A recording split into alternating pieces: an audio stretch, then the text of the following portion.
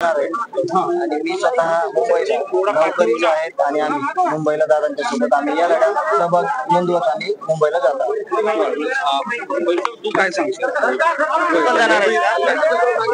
आता माझी एकच अपेक्षा आहे की दादांचं जे योगदान आहे न व्यर्थ जाता दादांच्या ज्या मागण्या आहेत जे या महाराष्ट्रातील गरजवंत लोक आहेत त्यांच्यासाठी हा लढा दादांनी उचललाय त्याला नक्कीच यश येईल आणि सरकारने त्यांच्या प्रत्येक मागण्या मान्य करून त्यांना लवकरात लवकर यश मिळेल. पण मुंबईत परवानगी नाहीये, दादा परवानगी दिली जात नाही त्याबद्दल दादा सांगतील. आंतरवलीमध्ये सध्या मी आहे आणि दादांचं जे ऑप्शन करण्यासाठी मी ठरवलेली आहे. दादांचे जे निर्णय असतील ते दादा नक्कीच सांगतील. आरक्षणाच्या या मागणी प्रक्रियेमध्ये हा लढा किती महत्त्वाचा आहे? गेले कित्येक दिवस झालं दादा या लढ्यासाठी झुंजतायत आणि त्यांचा जो संघर्ष आहे तो आपण सर्वांनी पाहिलाय.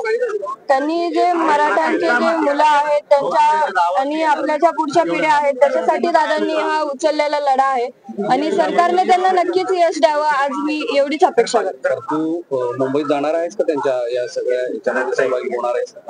ज्याप्रमाणे इथून मागं माझे वडील होते त्यावेळेस त्यांनी पूर्ण गावाला घेऊन दादांच्या पाठीमागे खंबीरपणे उभे राहिले. आज ते जरी नसले तरी आमचं गाव मी काका हे पूर्णपणे दादांच्या पाठीमागे खंबीरपणे उभा आहे आणि मी आज फक्त इथपर्यंत आली आहे की मला दादाचं ऑप्शन जोडायचं. मुंबईला दादांनी तसं सांगितलेलं आहे की मुंबईला महिलांना येऊ नका कारण की पण कोणाला तरी असावं लागतं. दादा चाचा काका जाणार आहेत दादांसोबत मी इथपर्यंत